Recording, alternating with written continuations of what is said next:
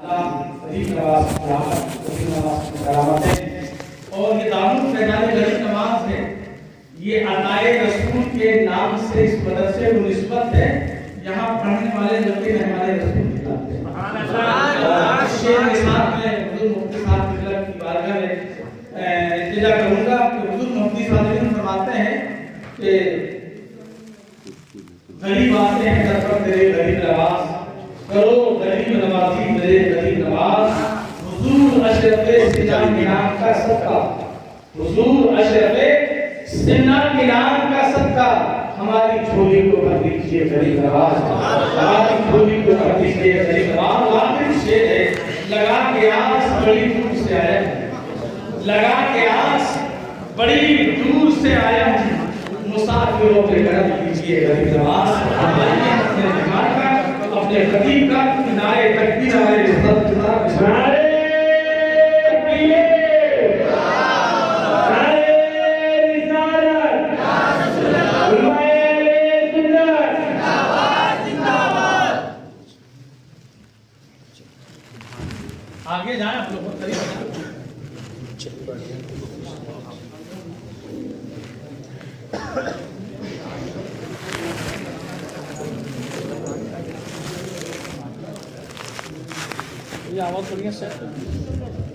السلام علیکم ورحمۃ اللہ تعالی وبرکاتہ۔ الحمد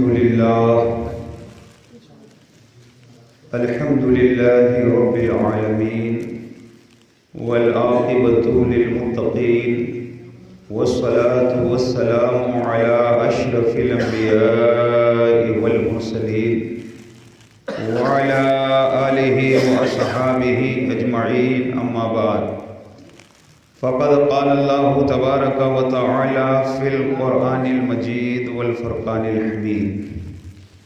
فاعوذ باللہ من الشیطان الرجیم، بسم اللہ الرحمن الرحیم۔ یا ایہا الذین آمنوا اتقوا اللہ وکونوا مع الصادقین۔ آمنت باللہ صدق اللہ مولانا العظیم وبلغنا رسولہ النبی الأمی الکریم، ونحن على ذلك لمن الشاہدین والشاکرین والذاکرین، والحمد للہ رب العالمین۔ آئیے سب سے پہلے ہم اور آپ سبھی حضرات مل کر نبی رحمت، شفیع امت، مالک جنت، سراپا رحمت، مکی سرکار، مدنی تاجدار، دونوں عالم کے مالک و مختار، سید ابرار و اخیار، رسول اکرم، نور مجسم، رحمت عالم، تاجدار عرب و عجم، احمد مجتبی محمد مصطفیٰ صلی اللہ تعالی علیہ وسلم کی مقدس بابرکت پرعظمت بارگاہ کرم میں بآواز بلند درود پاک کا نذرانہ پیش کریں اور پڑھیں۔ اللہم صلی علی سیدنا شفیعنا حبیبنا مولانا محمد بارک وسلم، صلاۃ و سلام علیک یا رسول اللہ صلی اللہ تعالی علیہ وبارک وسلم۔ سب سے پہلے دل کی اتھاہ گہرائیوں سے مبارکباد پیش کرتا ہوں دارالعلوم غریب نواز فیضان مصطفیٰ کے جملہ اراکین کو، اور ساتھ ہی ساتھ چھپارہ میں رہنے والے وہ تمام تر مسلمانوں کو جو غریب نواز سے محبت کرتے ہیں۔ اللہ تعالیٰ اس پاکیزہ محفل میں ہماری اور آپ سب کی حاضریوں کو قبول فرمائے۔ آپ نے علماء کرام سے ان کے مخصوص لب و لہجہ میں ان سے کلام بھی سماعت فرمایا، اور مختصر سے وقت میں حضرت حافظ و قاری نور محمد صاحب سے बसीरत अफरोज़ खिताब भी आपने समाअत फरमाया। उनसे कबल हज़रत अल्लामा मौलाना मुफ्ती मुनव्वर साहब से बड़े प्यारे अंदाज में आपने नाते पाक भी समाअत फरमाया और मनक़बत गरीब नवाज को भी आपने समाअत फरमाया। निकाबत बहुत उम्दा फरमा रहे हैं हज़रत हाफिज़ व कारी सरफराज साहब, साथ ही साथ हज़रत अल्लामा मौलाना मोहम्मद शाकिर अशरफी साहब, मेरे आने से पहले आपने उनसे भी समाअत फरमाया होगा। ये माह मुबारक जिसे रजबुल मुरज्जब शरीफ कहा जाता है, बहुत ही बाबरकत, पुरअज़मत, फजीलत वाला महीना है। शेख मुहक्किक अब्दुल हक मुहद्दिस दहलवी रहमतुल्लाह ताला अलैह अपनी मशहूर ज़माना किताब मा सबता मिनस सुन्ना के अंदर हदीस पाक को नकल फरमाया है। वो लिखते हैं, नबी रहमत सल्लल्लाहु ताला अलैहि वसल्लम ने इरशाद फरमाया, रजबु शहरुल्लाह व शअबानु शहरी व रमज़ानु शहरु उम्मती। अल्लाह के हबीब सल्लल्लाहु अलैहि वसल्लम ने इरशाद फरमाया, रजब अल्लाह ताला का महीना है और शाबान मेरा महीना है और रमज़ान मेरी उम्मत का महीना है।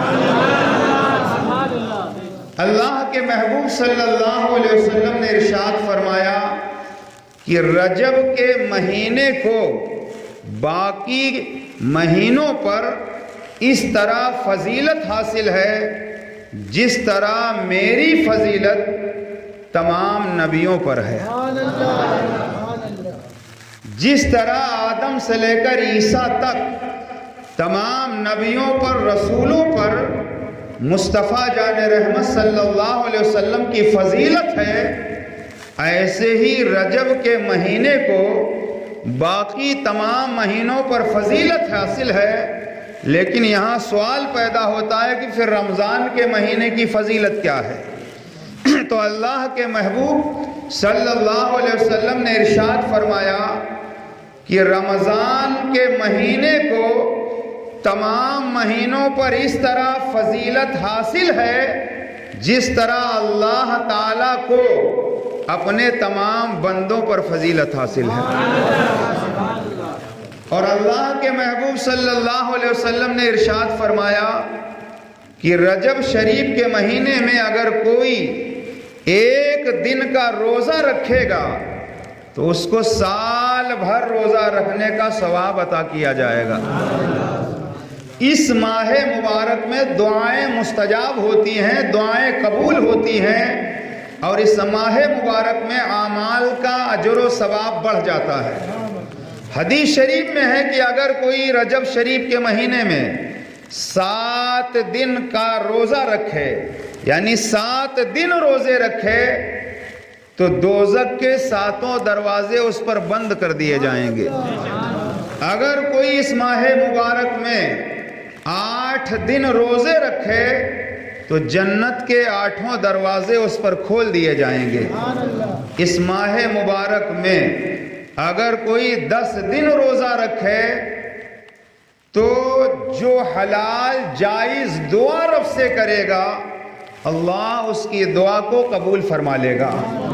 और इस माह मुबारक में जो 15 दिन रोज़े रखे तो आसमान से निदा की जाएगी कि ऐ बंदे, तेरे पिछले साबिका, पिछले गुनाह माफ़ कर दिए गए, अब नए सिरे से अमल शुरू कर। और किताबों में मैंने यहाँ तक पढ़ा है कि रजब शरीफ के महीने में खातून ऐसी थीं जो बहुत इबादत करती थीं, रोज़ा रखती थीं। उन्होंने इंतकाल से पहले वसीयत किया अपनी औलाद को कि जब मेरा इंतकाल हो जाए तो कफन मेरा उन कपड़ों का देना جن کپڑوں میں رجب کے مہینے میں میں عبادت کیا کرتی تھی. یہ وصیت کیا، لیکن اولاد نے وصیت پر عمل نہ کیا. دوسرے کپڑے کا کفن دے دیا، اور کفن دینے کے بعد، دفن کرنے کے بعد جب واپس آئے تو کیا دیکھا کہ گھر میں خاتون کے جو کپڑے تھے وہ غائب ہیں، اور جس کپڑے کا کفن دیا گیا تھا وہ کپڑا گھر میں موجود ہے. حیرت کی انتہا نہ رہی. یا اللہ ماجرا کیا ہے؟ تو حاطف غیبی نے آواز دی کہ میری بندی نے تجھے وصیت کیا تھا، لیکن تو نے وصیت پہ عمل نہ کیا، لہذا تیرے کپڑے کو واپس کر دیا گیا ہے، اور جن کپڑوں کی وصیت کی تھی ان کپڑوں کو انہیں دے دیا گیا ہے. رجب شریف کی فضیلتیں اگر بیان کروں تو بہت ساری فضیلتیں اس ماہ مبارک کی ہیں. 1 تاریخ کو، رجب شریف کی 1 تاریخ کو حضرت نوح علیہ السلام کشتی پر سوار ہوئے، اور جب آپ کشتی پر سوار ہوئے تو آپ بھی روزے سے تھے، جو لوگ کشتی میں سوار ہوئے وہ بھی روزے سے تھے. کشتی چلی، 6 مہینے تک پانی پر کشتی تیرتی رہی. عاشورہ کے دن کشتی جودی پہاڑ پر ٹھہری. حضرت نوح علیہ السلام اترے اور آپ کے ساتھی بھی اتر گئے. اس ماہ مبارک کی 4 تاریخ کو جنگ صفین کا واقعہ پیش آیا. اس ماہ مبارک کی 6 تاریخ کو عطائے رسول، فنا فی الرسول، عاشق رسول، مطلع سالکاں، امام العاشقین، زبدۃ العارفین حضرت سیدنا خواجہ معین الدین حسن سنجری رضی اللہ تعالی عنہ کا وصال پرملال ہوا ہے، اور آپ کا عرس پاک منایا جاتا ہے. اور اس ماہ مبارک کی 15 تاریخ کو، اس ماہ مبارک کی 15 تاریخ کو امام جعفر صادق رضی اللہ تعالی عنہ کا وصال ہوا ہے، اور 15 تاریخ امام جعفر صادق کے عرس کی تاریخ ہے، اور جسے عوام میں کنڈے کی فاتحہ کہی جاتی ہے. اور 22 رجب کو لوگ کنڈے کی فاتحہ دلاتے ہیں. آپ کیلنڈر اٹھا کر کے دیکھیں، کتابوں کو پڑھیں. 22 رجب کو حضرت امیر معاویہ رضی اللہ تعالی عنہ کا وصال ہوا ہے.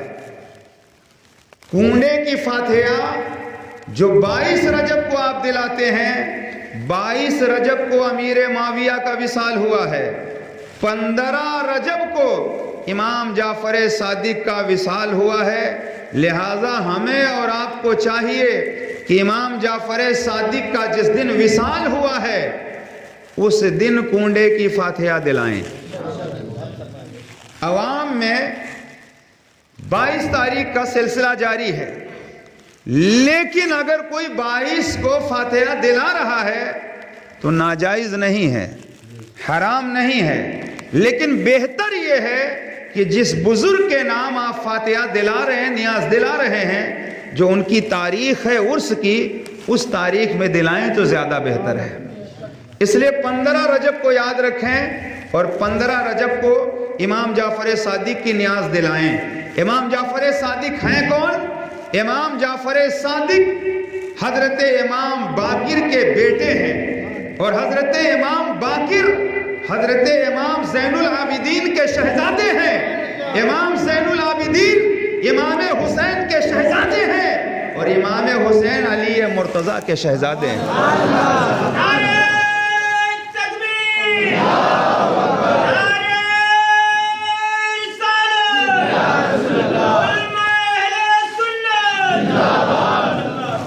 اب توجہ فرمائیں، انبیاء کرام کی تعداد کتنی ہے؟ آسانی کے ساتھ آپ سماعت فرمائیں تاکہ آئے ہیں تو کچھ آپ کی جانکاری میں اضافہ ہو. انبیاء کرام کی تعداد کتنی ہے؟ تو حوالے کے ساتھ میں بات کر رہا ہوں.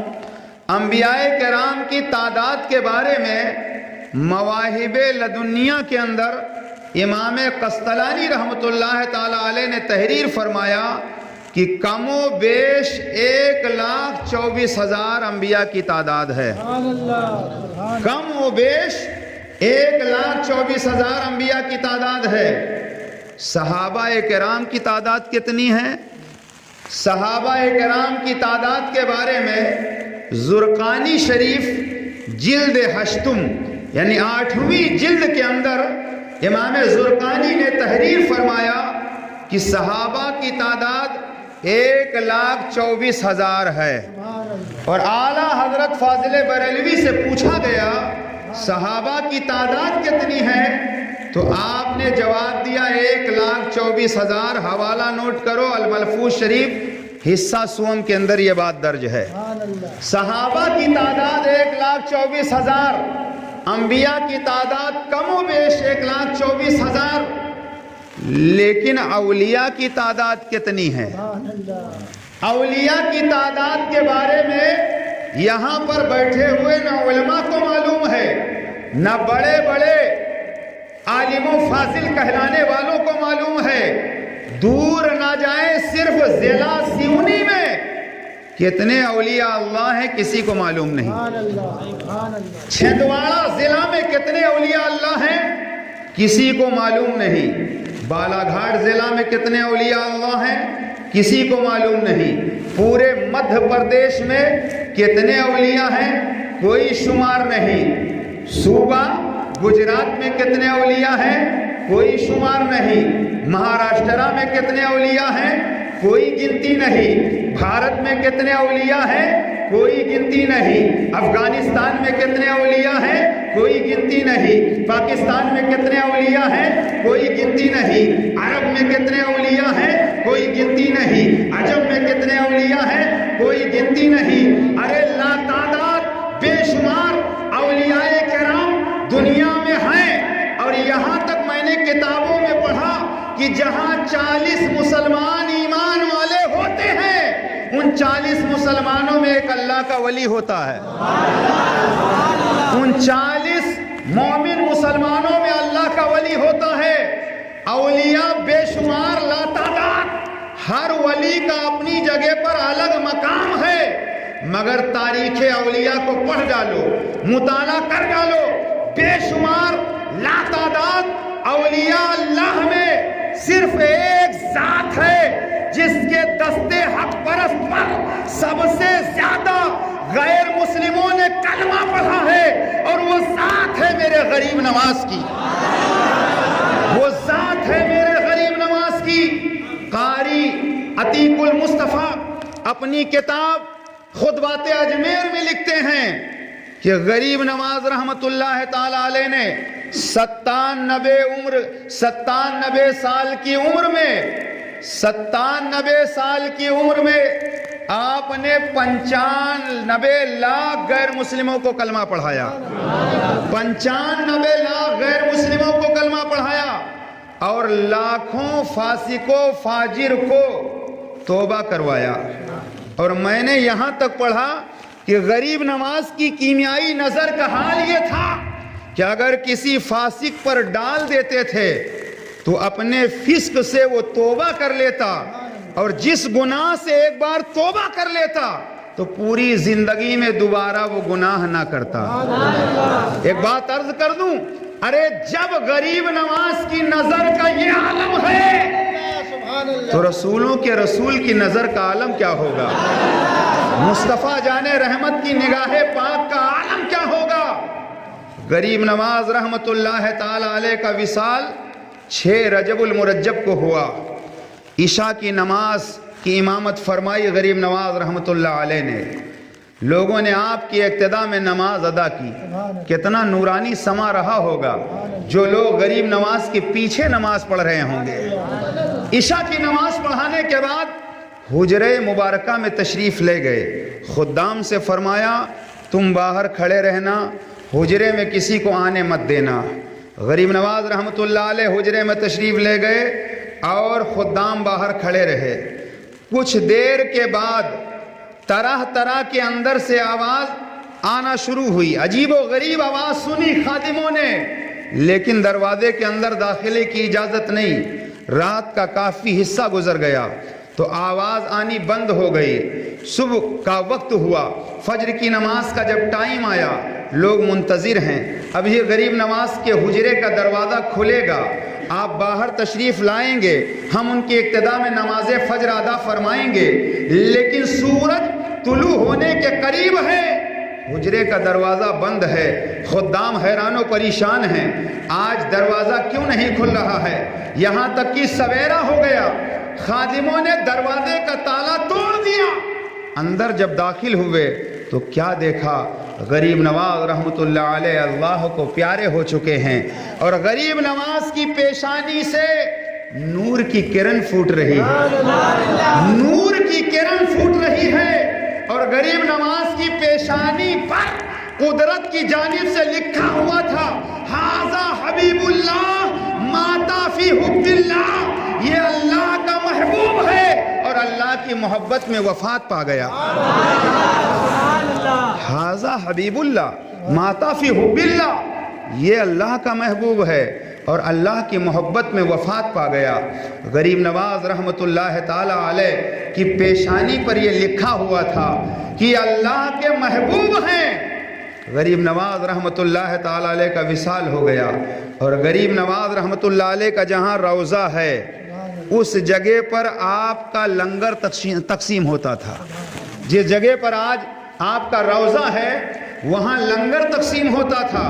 اور لنگر ابھی چھپارہ میں آپ لوگوں نے کیا اور ہر سال ماشاءاللہ کرتے ہو. غریب نواز سے اللہ نسبت سلامت رکھے. غریب نواز رحمۃ اللہ علیہ مصلی پر ہوتے تھے, خادم آ کر عرض کرتا حضور لنگر کے لیے پیسے چاہیے, تو آپ کسی کے آگے ہاتھ نہ پھیلاتے تھے بلکہ غریب نواز مصلی کا کونا الٹ دیتے اور جتنا ضرورت ہوتی اتنا اٹھا کر دے دیتے. اور لنگر اتنا بڑا ہوتا تھا کہ ہزاروں کی تعداد میں لوگ کھانا کھاتے تھے, اور روزانہ لنگر کے لیے خادم آتا, حضور پیسے چاہیے, آپ مصلی کا کونا الٹتے اور پیسہ اسے دے دیتے. میں نے جب یہ پڑھا تو میں سوچنے لگا کہ یا اللہ غریب نواز کی شان یہ ہے کہ غریب نواز کے قدموں میں خزانوں کو رب نے ڈال دیا ہے. مصلی الٹ دیں اور خزانہ کامبار, لیکن جب وہاں سے مصلی ہٹایا جائے تو کچھ نظر نہ آئے, اور ضرورت ہو تو مصلی کا کونا الٹ دیں اور جتنی ضرورت ہو اسے عطا فرما دیں. جہاں آپ کا روضہ ہے وہاں لنگر تقسیم ہوتا تھا. اور غریب نواز رحمۃ اللہ تعالی علیہ, غریب نواز رحمۃ اللہ تعالی علیہ کہ مزار پاک پر ہر سال یہ 809واں عرس تھا. آج دن میں 6 رجب شریف کی تاریخ تھی. غروب آفتاب کے بعد اسلامی تاریخ بدل جاتی ہے. اس وقت ہم سب 7ویں رجب کی شب میں غریب نواز دارالعلوم کے صحن میں بیٹھے ہوئے ہیں. اللہ تعالیٰ غریب نواز کے فیضان سے مالا مال فرمائے. ہر سال عرس پاک میں لوگ حاضر ہوتے ہیں, اور الحمدللہ اس سال بھی لوگ گئے, ہزاروں کی تعداد میں گئے, ہزاروں کی تعداد میں لوگ گئے. اور غریب نواز رحمۃ اللہ علیہ کے عرس میں جانے والے عجب عجب ہوا کرتے ہیں. مالدار بھی جاتے ہیں, غریب بھی جاتے ہیں. کوئی ٹرین سے جاتا ہے, کوئی پلین سے آتا ہے, کوئی پیدل جاتا ہے, کوئی سائیکل سے جاتا ہے, کوئی موٹر سائیکل سے جاتا ہے. اور ہم نے تو ایک بار ایسے شخص کو دیکھا کہ پاؤں سے معذور ہے, ہاتھوں میں بیساکھی ہے, رجب شریف کا مقدس مہینہ تھا. ہم نے دیکھا کہ ایک جھرمٹ ہے, ایک قافلہ ہے جانے والوں کا, لیکن اسی قافلے میں ایک پاؤں سے معذور بیساکھی کے سہارے اچکتا ہوا جا رہا ہے. میں نے اس بیساکھی والے سے پوچھا, اے جانے والے تو کہاں جا رہا ہے؟ کہا آپ کو نہیں معلوم ہے, عرس غریب نواز میں جا رہا ہوں. میں نے کہا تو تو کمزور ہے, تو تو معذور ہے, سفر طویل ہے, جائے گا کیسے؟ تو پلٹ کر اس نے عقیدت میں جھوم کر کہا تھا, حضرت جانے والے کو نہ دیکھو, بلانے والے غریب نواز کو دیکھو. ارے جانے والا کمزور ہے مگر بلانے والا طاقتور ہے. جسے چاہا در پہ بلا لیا, جسے چاہا اپنا بنا لیا. یہ بڑے کرم کے ہیں فیصلے, یہ بڑے نصیب کی بات.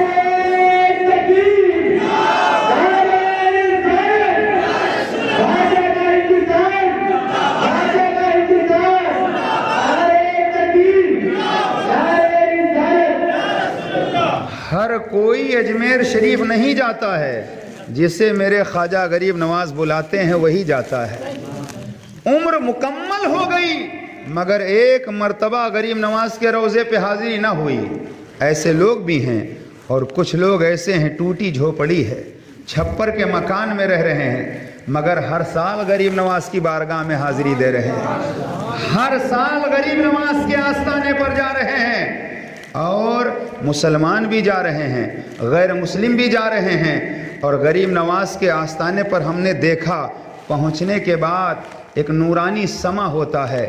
کوئی خواجہ غریب نواز کے آستانے کے قریب کھڑا ہو کر ہاتھوں کو اٹھا کر کے غریب نواز کے وسیلے سے اپنے رب سے دعائیں مانگ رہا ہوتا ہے، کوئی قرآن پاک کی تلاوت کر رہا ہوتا ہے، کوئی درود و سلام پڑھ رہا ہوتا ہے، کوئی اپنے سر پر ٹوکری پھولوں کے لے کر جا رہا ہوتا ہے، کوئی چادر لے کر کے جا رہا ہوتا ہے، ایک نورانی سما ہوتا ہے، اور غریب نواز سب پر کرم کی برسات کرتے رہتے ہیں، خالی دامنوں کو گوہر مراد سے پر کرتے رہتے ہیں، مانگنے والے آتے رہتے ہیں، اور غریب نواز کی بارگاہ سے انہیں ملتا رہتا ہے۔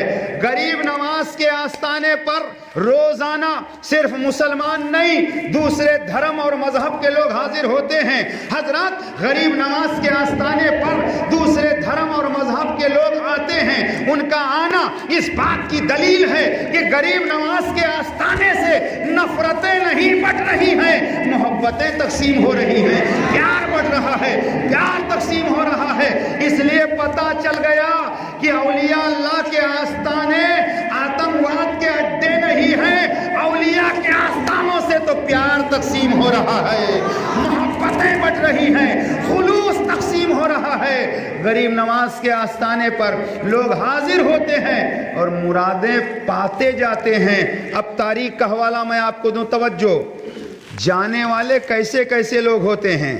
اسی بھارت کی سرزمین سے، اسی بھارت کی سرزمین پر اور اسی ہندوستان میں مہاتما گاندھی کا نام آپ لوگوں نے سنا ہے، اور نوٹوں میں جیسے ہی نوٹ اٹھا کے دیکھو گاندھی جی نظر آتے ہیں۔ مہاتما گاندھی، یہ تاریخ ہے، میں فرضی بات نہیں کرتا، سن 1942 میں مہاتما گاندھی بڑی عقیدت سے غریب نواز کے آستانے پر حاضر ہوئے، یہ تاریخ ہے۔ 1942 میں غریب نواز کے آستانے پر مہاتما گاندھی عقیدت و محبت سے حاضر ہوئے، اور سن 1945 میں ہندوستان کے پہلے پرائم منسٹر جو بعد میں ہوئے پنڈت جواہر لال نہرو، سن 1945 میں پہلی بار اجمیر شریف گئے۔ ابھی آپ یہاں کے پرائم منسٹر نہیں بنے، پہلی بار 1945 میں، اور دوسری بار جب پاکستان اور ہندوستان تقسیم ہو رہا تھا 1947 میں دوسری بار پنڈت جواہر لال نہرو اجمیر شریف گئے، اور تیسری بار 1954 میں پنڈت جواہر لال نہرو غریب نواز کے آستانے پر حاضر ہوئے۔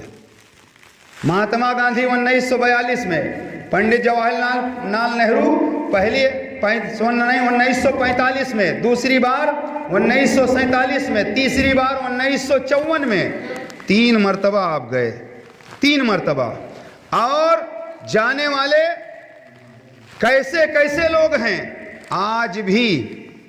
آج بھی نہرو خاندان کے لوگ عقیدت و محبت سے اجمیر شریف حاضر ہوتے ہیں، اور ہندوستان میں جو بھی بادشاہ آتا ہے، جو بھی حکومت کے لیے حاکم کرسی پر بیٹھتا ہے، چاہے جائے یا نہ جائے مگر چادر ضرور پہنچاتا ہے، اس لیے کہ سب کو پتا ہے کہ 5 سال 10 سال کی کرسی ہمیں ضرور ملی ہے، مگر حقیقت میں ہندوستان کا راجہ غریب نواز ہے۔ ہندوستان کے راجہ مہاراجہ غریب نواز ہیں، اور غریب نواز اگر ناراض ہو گئے تو وقت نہیں لگے گا کرسی چھن جانے میں۔ اور ابھی یہ پھول پیش کیے گئے، ہر گلے بوئے رنگے دیگر است، ہر پھول کی خوشبو الگ الگ ہوتی ہے، بیلے کی الگ، चमेली की अलग, चंपा की अलग, यासुमन की अलग, नरगिस की अलग, नस्तरन की अलग, सोसन की अलग, गुलाब की अलग। लेकिन गरीब नवाज के आस्थाने पर जाकर देखो, बेला नहीं है, चंपा नहीं है, चमेली नहीं है, यासुमन नहीं है, नरगिस नहीं है, नस्तरन नहीं है, गेंदा नहीं है। दाएं देखो तो गुलाब, बाएं देखो तो गुलाब, सरहाने देखो तो गुलाब, पायताने देखो तो गुलाब। मैंने आलम तसव्वुर में अर्ज किया, ऐ गरीब नवाज, आपके आस्थाने पर बेला नहीं है, चंपा नहीं है, चमेली नहीं है, यासुमन नहीं है। ऐ गरीब नवाज, आपके आस्थाने पर गुलाब ही क्या? तो जवाब मिला गरीब नवाज के गुंबद से, अरे तमाम फूलों का राजा गुलाब है और हिंदुस्तान में वलियों का राजा गरीब नवाज है।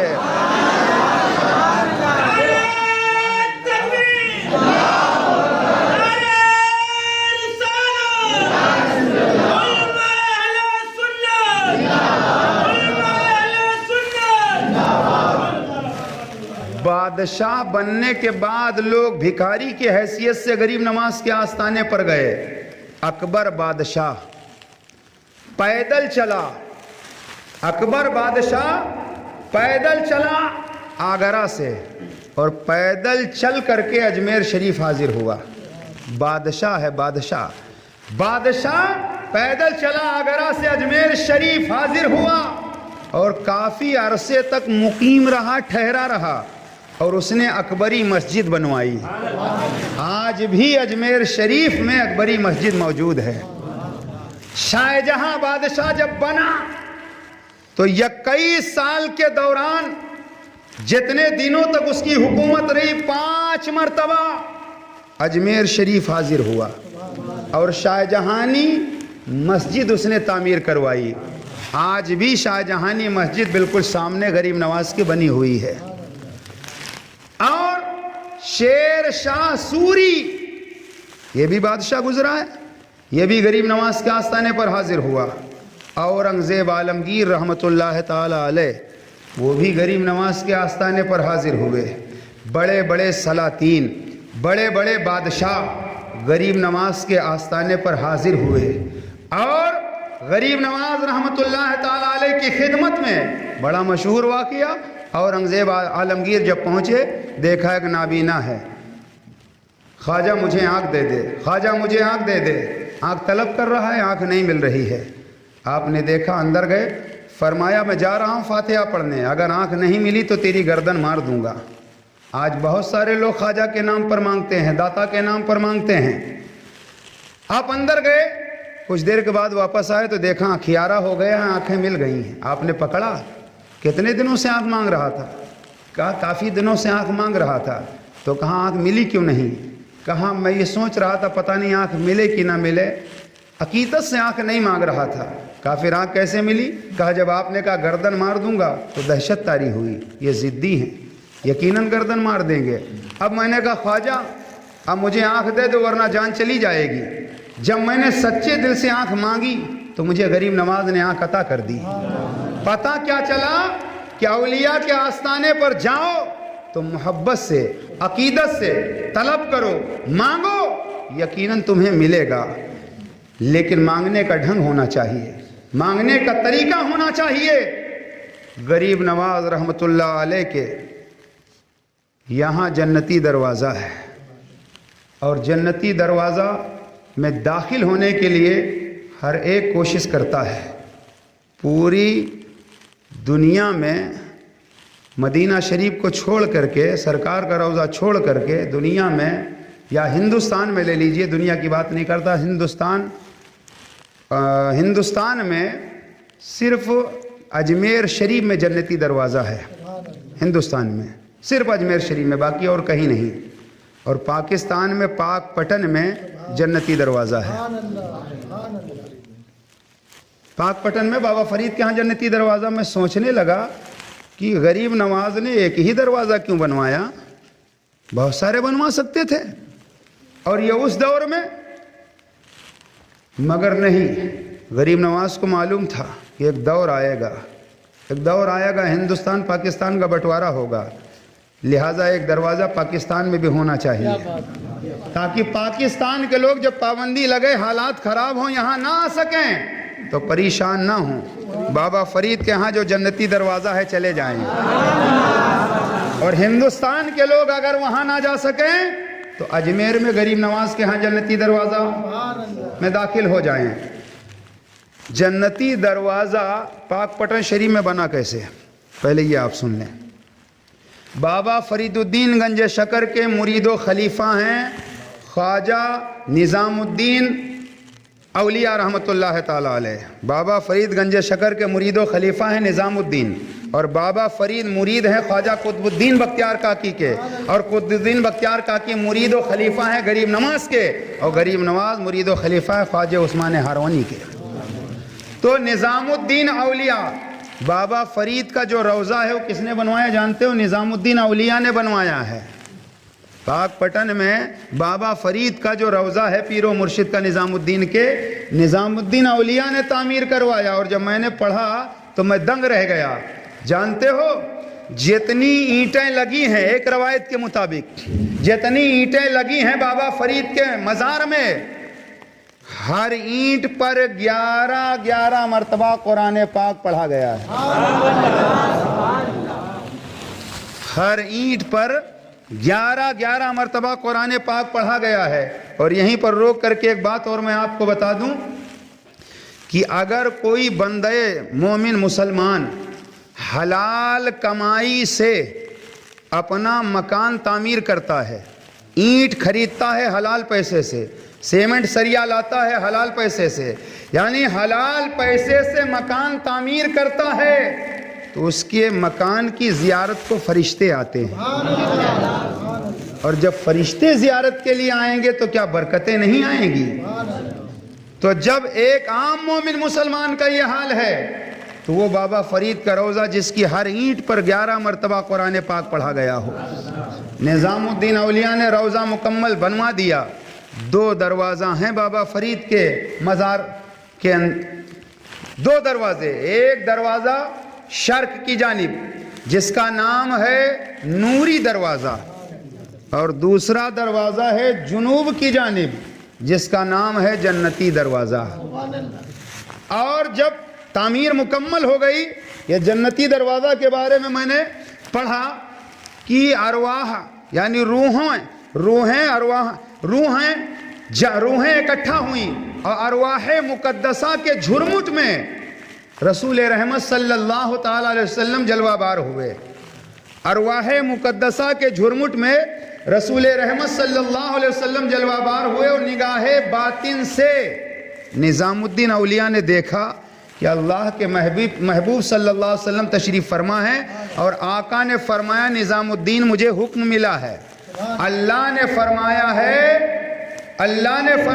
کہ اس دروازے سے جو داخل ہو جائے گا وہ بخشش پا جائے گا, اور یہ دروازہ امن والا دروازہ ہے. اے نظام الدین تم لوگوں میں اعلان کر دو, اپنی مرضی سے نہیں, رسول پاک کی اجازت سے نظام الدین اولیاء نے اعلان کر دیا. اور جب آپ نے اعلان کیا تو پوری دنیا میں مشہور ہو گیا کہ بابا فرید کے یہاں جنتی دروازہ ہے.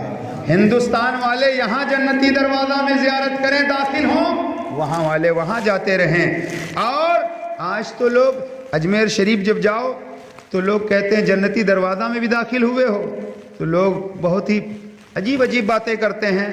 جنت تو ہے 7 آسمانوں کے پار, جنت تو ہے 7 آسمانوں کے پار, اجمیر میں کہاں سے آ گئی؟ میں نے کہا نادان, کچھ پڑھا ہوتا. نبی نے فرمایا جنت تمہاری ماں کے قدموں کے نیچے ہے. جنت تو عرش اعظم کے پاس ہے, تو ماں کے قدموں میں کیسے آ گئی؟ ماں کے قدموں میں کیسے آ گئی؟ جنت ماں کے قدم کے نیچے, مکان میں ہے تو ماں کے قدم کے نیچے, دکان میں ہے تو جنت ماں کے قدم کے نیچے, کھیت میں ہے تو جنت ماں کے قدم کے نیچے, پہاڑ پر ہے تو جنت ماں کے قدم کے نیچے, جنگل میں ہے تو جنت ماں کے قدم کے نیچے. اور میرے نبی نے یہ نہیں فرمایا کہ جو ماں پرہیزگار ہے اسی ماں کے قدموں کے نیچے جنت ہے. جو بھی ماں ہے ماں کے قدموں کے نیچے جنت. میں نے کہا نادان, جب جنت تیری ماں میں آ سکتی ہے تو اجمیر میں جنت کیوں نہیں ہو سکتی ہے؟ اجمیر میں جنتی دروازہ کیوں نہیں ہو سکتا ہے؟ اجمیر میں جنتی دروازہ کیوں نہیں ہو سکتا ہے؟ اور نبی نے فرمایا مومن کی قبر جنت کے باغوں میں سے ایک باغ ہے. مومن کی قبر جنت کے باغوں میں سے ایک باغ ہے. تو مومن کی قبر جنت کے باغوں میں سے ایک باغ ہے. پھر غریب نواز کا روضہ، غوث پاک کا روضہ، صابر پاک کا روضہ، اولیاء اللہ کا روضہ، ارے سراپا جنت ہی ہے، جنت ہی ہے. اور میرے نبی نے فرمایا کہ مسجد جنت کی کیاریاں ہیں، مسجد جنت کی کیاریاں ہیں، جنت ماں کے قدموں کے نیچے ہے. تو غریب نواز کے ہاں اگر جنتی دروازہ ہو جائے تو پریشان ہونے کی ضرورت نہیں ہے. غریب نواز کی زندگی بھی تو دیکھو. غریب نواز نے 2 چادروں میں پوری زندگی گزار دی.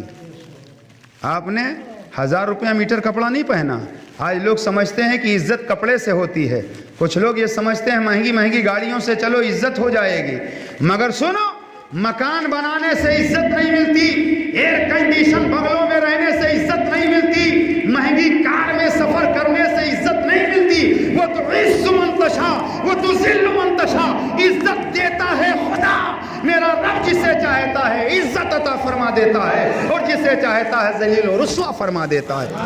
اللہ جسے عزت عطا فرما دے کوئی ذلیل نہیں کر سکتا، اور اللہ جسے ذلیل و رسوا کر دے کوئی عزت نہیں دے سکتا. اللہ جسے عزت عطا فرما دے اسے کوئی ذلیل نہیں کر سکتا. غریب نواز 2 چادریں، بس سمیٹ رہا ہوں، باتیں تو بہت ہیں، ٹائم زیادہ ہو رہا ہے، بس مختصر کر رہا ہوں 2-3 باتیں اور. غریب نواز رحمت اللہ تعالی علیہ اگر کپڑا پھٹ جاتا پیوند لگا لیتے، کپڑا پھٹ جاتا پیوند لگا لیتے. اور شان کیا ہے غریب نواز رحمت اللہ تعالی علیہ کی کہ نائب رسول آپ کو کہا جاتا ہے، سلطان الہند کا لقب آپ کو ملا ہے. اور ایک انگریز نے بھارت کا جب سروے کیا تو اپنی کتاب میں اس نے لکھا، کیا لکھا؟ انگریز نے لکھا کہ ہندوستان میں ہم نے دیکھا ایک قبر ہے جو پورے بھارت پر حکومت کرتی ہے، وہ قبر کسی اور کی نہیں، غریب نواز کی ہے. یہ ایک انگریز نے لکھا ہے کہ ہندوستان میں حکومت ایک قبر کر رہی ہے. اور اسی انگریز نے لکھا کہ اگر ہندوستان میں ایک غریب نواز اور ہوتے تو بھارت میں کوئی کافر نہ رہ جاتا. اللہ اکبر. غریب نواز رحمت اللہ تعالی علیہ غریب نواز کیسے بنے؟ سب سے پہلے ان کو غریب نواز کس نے کہا بتا دوں؟ بس آخری بات بتا دوں، غریب نواز کو سب سے پہلے غریب نواز کس نے کہا؟ یوں تو غریب نواز لوگ بولتے ہیں، لیکن سب سے پہلے کس نے کہا؟ سنو، غریب نواز رحمت اللہ علیہ کے پیر و مرشد خواجہ عثمان ہارونی اور سلسلہ سہروردیہ کے امام خواجہ شہاب الدین سہروردی، خواجہ شہاب الدین سہروردی، آپ اور خواجہ عثمان ہارونی ایک سفر میں، غریب نواز رحمت اللہ علیہ بھی اپنے پیر و مرشد کے ہمراہ تھے. سفر میں چند لوگ حاضر ہوئے اور کہنے لگے ہم بھوکے ہیں، ہمیں کھانا دے دیجئے.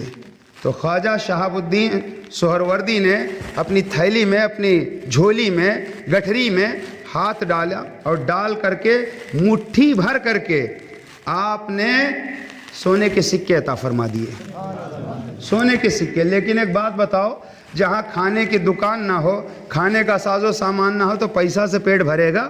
روپیہ سے بھرے گا؟ وہاں جنگل میں کھانے کا کوئی انتظام نہیں، پیسہ دے دیا، لیکن ان کو بھوک لگی ہوئی تھی. غریب نواز نے فرمایا تم کتنے لوگ ہو؟ کہنے لگے کہ ہم 6 لوگ ہیں. غریب نواز نے بھی ہاتھ ڈالا اپنی جھولی میں اور آپ نے 6 روٹیاں نکالی اور ایک ایک کر کے ان 6 کو تقسیم کر دیا. جب یہ منظر دیکھا خواجہ شہاب الدین سہروردی نے تو بول اٹھے، اے عثمان ہارونی، تمہارا مرید تو بڑا غریب نواز ہے، تمہارا مرید تو بڑا غریب نواز ہے.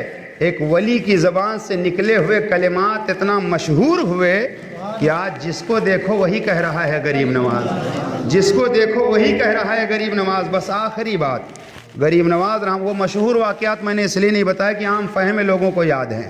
غریب نواز رحمت اللہ تعالیٰ علیہ لاہور شریف آئے، چلہ کیا، اور 40 دن کا. اور لاہور شریف میں داتا صاحب کا مزار ہے. داتا صاحب کتنے بڑے ولی ہیں بتا دوں؟ غوث پاک جو تمام ولیوں کے سردار ہیں، آپ فرماتے ہیں اگر میں داتا صاحب کا دور پاتا، ان کے زمانے میں ہوتا، تو میں داتا علی حجویری سے مرید ہو جاتا. یہ پیرانے پیر کہہ رہے ہیں کہ اگر میں داتا علی حجویری کے دور میں ہوتا تو ان سے مرید ہو جاتا. غریب نواز رحمۃ اللہ علیہ داتا صاحب کے مزار پر 40 دن چلا کیا. اور داتا صاحب سلسلے جنیدیہ میں تھے. داتا صاحب بعد میں قادریہ کے نام سے سلسلہ مشہور ہوا. قادری سلسلہ کے نام سے بعد میں مشہور ہوا. جنیدیہ سلسلے کے بزرگ داتا علی حجویری اور غریب نواز سلسلے چشتیہ کے بزرگ قادری سلسلہ والے کی خدمت میں 40 دن.